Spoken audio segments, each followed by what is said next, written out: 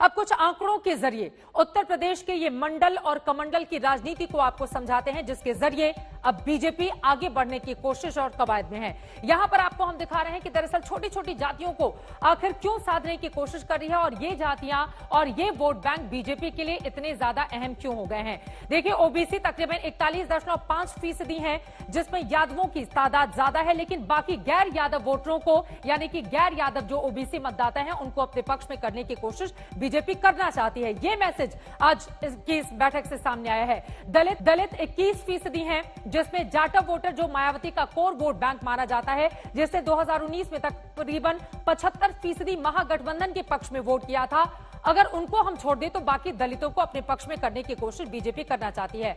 मुसलमान माना यही जा रहा है कि मुस्लिम दरअसल बीजेपी के बजाय बीजेपी को हराने वाली पार्टी को वोट देते हैं, जिनकी संख्या तकरीबन 18.5% है, जो कि यहां पर आप देख रहे हैं। लेकिन फिर भी सबका साथ, सबका विकास और जिस तरह से 3 तलाक को खत्म किया, उसके जरिए मुस्लिम महिला मतदाताओं को अपने पक्ष में करने की कोशिश बीजेपी की ओर से लगातार की जा रही है। अब ओबीसी वोटर का खेल समझिए। यहां पर ओबीसी तकरीबन 32.5% हैं, अन्य ओबीसी वोटर और यादव वोटर है 9%। यादव वोटर जो कोर वोट बैंक माना जाता है समाजवादी पार्टी का, वो एकमुश्त वोट डालता है उनको, तो गैर यादव वोटरों को अपने पक्ष में करने की कोशिश में लगातार जुटी हुई है Bharatiya Janata party.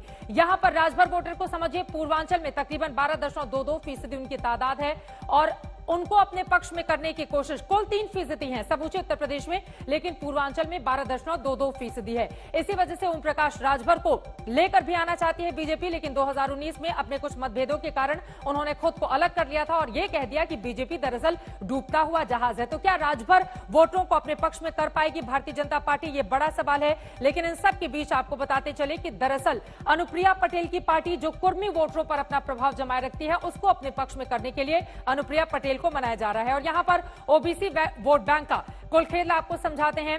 OBC vote bank 2014 Lok Sabha चुनावों में किसने किसको वोट दिया था उसको समझिए। यादव 27%, कुर्मी 53%, ये बीजेपी के पक्ष में गए थे और अन्य 61%। ये आपको दिखा रहे हैं बीजेपी को किस तरह से ओबीसी वोट बैंक का साथ मिला था, जिसके बदौलत 2014 में 71 सीटें ये पार्टी जीत कर आई थी, जबकि एनडीए को 73 सीटें मिली थी।